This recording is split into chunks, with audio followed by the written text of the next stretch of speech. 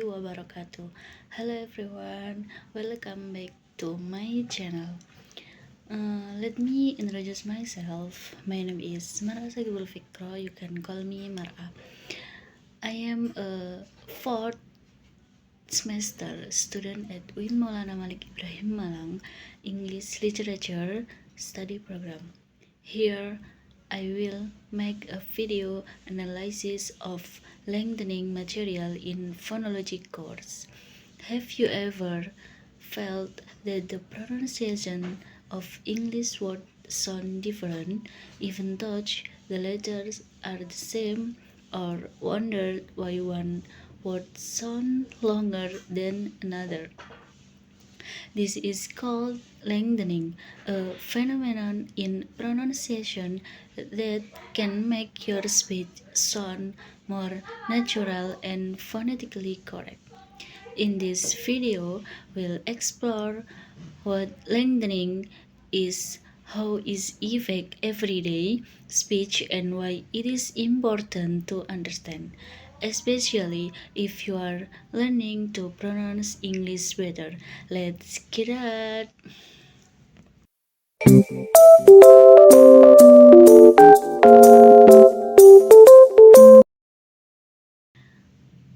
Have you ever noticed that in language, some sounds can sound longer than others, even when the words are spoken in the same rhythm? This phenomenon is no coincidence. In linguistics, we know it is lengthening or the lengthening of sounds. In simple terms, lengthening is phonological process in which the duration of length of pronunciation of a sound, be it a vowel or consonant, becomes longer than its normal duration. It is important to note that this is different from slow pronunciation overall. Lengthening is a specific change in the duration of one or more sound segments a given context. It is a feature that is often distinctive, meaning that it can distinguish the meaning of words. Why lengthening happens? Phonological factors.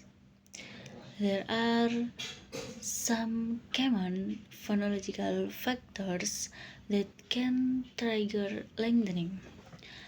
Position is the syllable or word. A vowel often experience lengthening when they are in open syllables, which end vowels or in stressed syllables. Example, in the word see, the vowel C tends to be longer. C tends to be longer than the vowel in the word sit.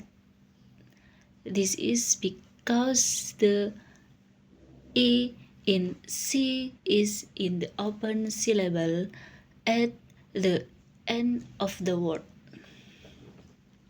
Before certain consonant in some language, vowels tend to lengthen when followed by certain consonant, especially voiced consonant like d, b, g, or fricative like the, production of voiced consonant allows the preceding vowel to lengthening.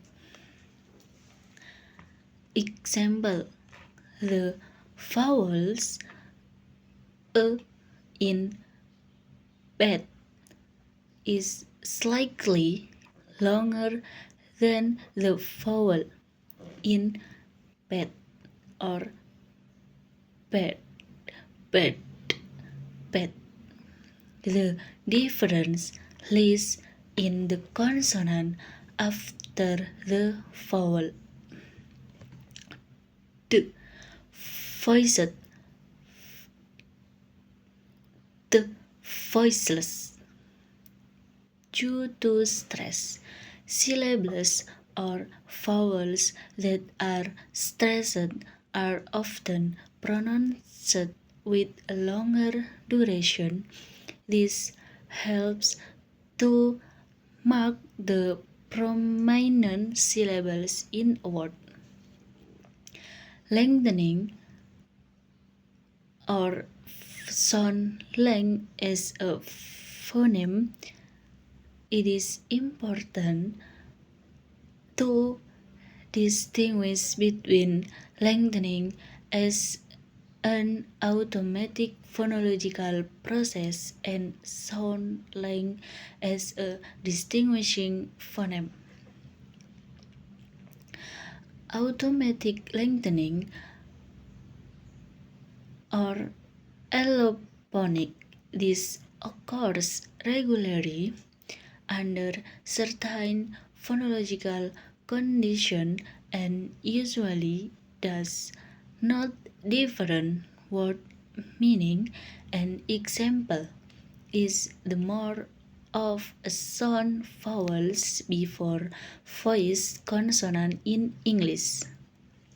As described above, this is more of a sound as a phoneme. In some languages, the difference in sound duration and change the meaning of a word. This means that sound length is a phonemic feature, a fundamental element in the sound system of the language. And secondly, grammatical marks in some language. Lengthening can mark grammatical distinction such as tense, aspect, or case. Phonetic lengthening can help fill a language phonetic contrast rules about how sounds can be combined. For example, to avoid impressible consonant sequences. Understanding lengthening helps you appreciate how often small detail like sound duration can play a huge role in the sound system of a language and how we communicate.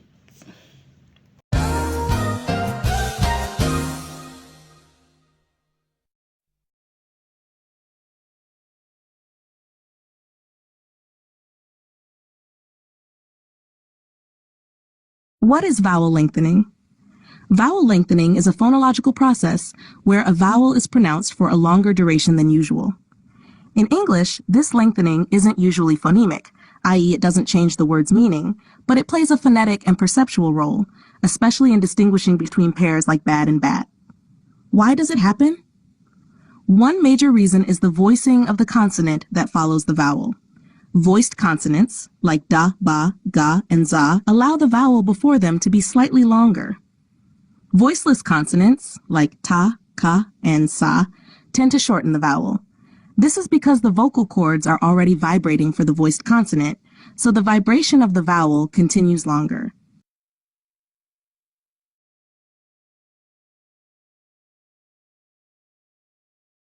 The rule reads, a vowel becomes long when it is followed by a voiced consonant. A vowel becomes long when it is followed by a voiced consonant. The first rule is simplified. The second is feature-based.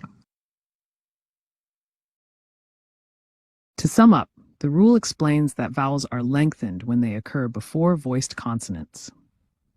This phonological process is not phonemic in English, but it plays an important role in the rhythm and clarity of speech. The lengthening helps listeners perceive subtle contrasts between word pairs like bad and bat or bead and beat, where the vowel duration provides an auditory cue that supports word recognition.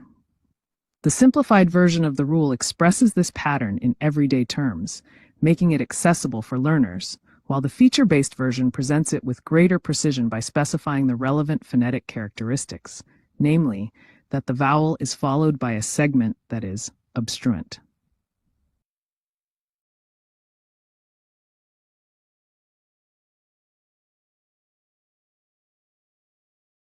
A few moments later, a few inches later, 2 hours later, 1 eternity later.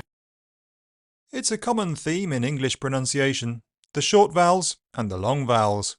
It's a convenient way to categorize a large group of monophthong sounds, and we have a beautiful phonetic symbol that conveniently looks like an egg timer to help us spot the long ones.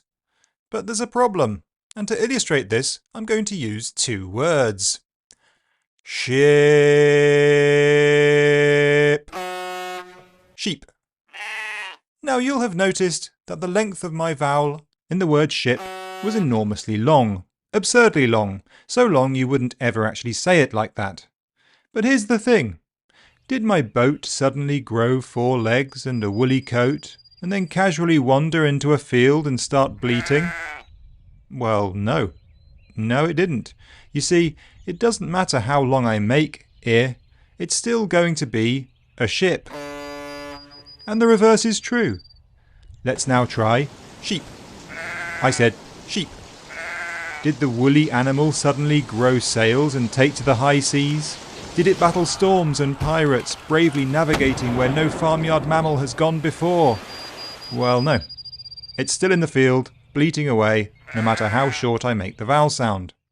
And this should tell us something about these vowels. It really doesn't matter how long or short they are. The defining feature of these sounds is not length at all, it's position. Have a look at the 2 positions. I, E, hit, heat, lip, leap, hid, heed, live, leave. So we can see that each pair has a different tongue position. But is this the whole story? Surely length comes into play too. Well, yes and no. If you listen to hit, heat, lip, leap, you'll probably spot that they are pretty much all the same length. But you might also have noticed that there were 2 longer words in this table, heed and leave. These 2 were longer because they end in voiced consonant sounds, d and v. But they were only significantly longer on the e vowel, not the I. Hid, heed, live, leave. Okay, so that summarizes our analysis of lengthening, how it functions, why it matters, and its impact on speech and meaning. Hopefully, this breakdown helped you understand the concept more clearly. If you found this video useful, don't forget to like, share, and subscribe for more language and linguistic content.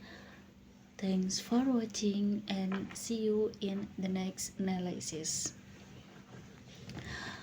Alright, that wraps up our discussion on lengthening. We've explored what it is, how it affects pronunciation and clear ya cecek iki aja